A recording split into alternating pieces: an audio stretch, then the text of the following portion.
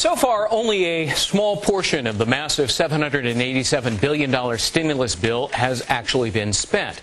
But with the economy now showing some early signs of recovery, do we still need to spend the rest of all that money? Well, a large chunk of the American public has its doubts.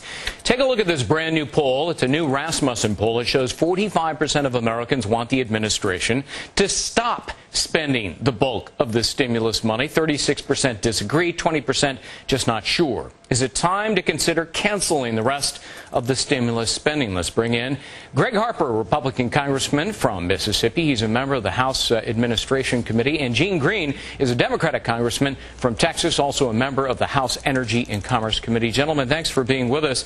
Representative Harper, more Americans than not are telling us that, we should cancel the rest of the stimulus. And indeed, G8 leaders are now so worried about the negative impact of their almost $2 trillion in stimulus and the corresponding debt and deficit. They're looking to dismantle their stimulus programs. Should we consider doing the same? Well, you can't forget from the beginning that this was a massive bill that was passed without any member of the House or Senate having even an opportunity to read the bill.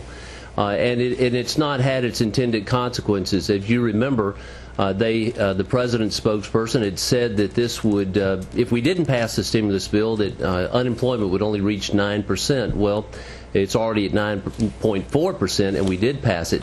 So I think it's a surprising poll number, and it shows you that people are fed up with the spending. It is out of control, and I think we're seeing some signs. So I think that if we have an opportunity to pull back and not burden future generations with this debt, that's a good thing. Congressman Green, the president claims that the stimulus will create about 600,000 new jobs this summer. Most Americans don't believe the president. 48%, according to this poll, let's put it up on the screen, say it does not create jobs. And another poll shows that a majority of Americans, 53%, believe increased government spending actually hurts the economy. Do you think it's time to rethink the stimulus and cut back on it? The stimulus passed, and unlike my colleague, our Committee, Energy and Commerce, actually had hearings, and I read the section on health care, on telecom, and on energy that they talked about, and I've carried that bill in the back of my car here in Houston with me. So we know what it was. I wish there would have been more job creation like projects we could look at, highway construction, things like that. But I'll give you a good example. Some of those were just announced by our state governments. State governments are the ones who are spending that money.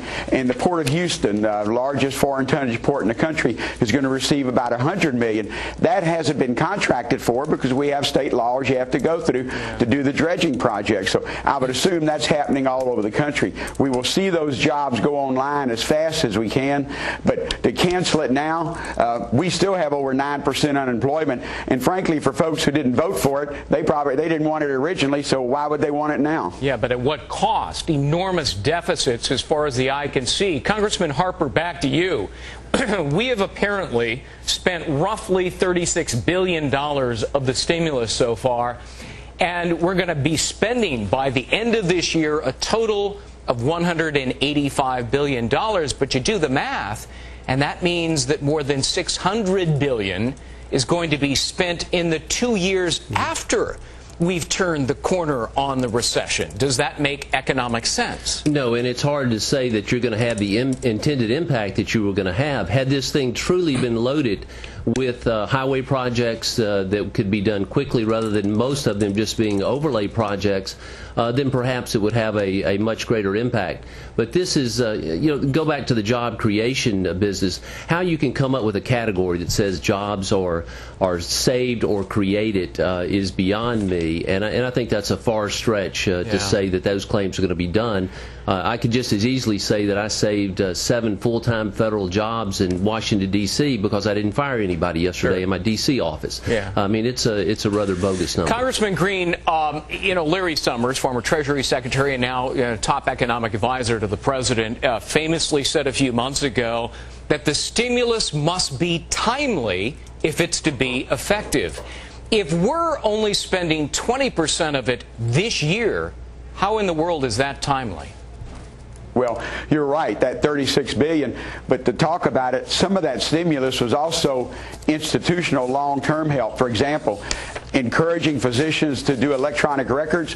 They couldn't go out in 4 months and buy a computer system to do that. That will help us over the next number of years. So to say, oh, we're not spending it fast enough and the debt's going up and it's not working, and to say, but we're going to spend it later. We're doing some institutional improvements in there, particularly with medical records, that I think will have the benefit of that over the next 10 years, and it will help doctors and smaller hospitals be able to enter into the computer age with electronic billing and electronic records. So the stimulus had a lot. I wish it had more jobs early on. I think it would have benefited. But 6 months from now, I think you'll see a lot better. Hopefully the economy is turning around, like Mary Kay said, but most of their jobs are part-time. We want full-time, good-paying jobs. 7% this year goes to public infrastructure, a scant 7%. Gentlemen, Representative Gene Green, Gregg Harper, thank you both. Thanks a lot.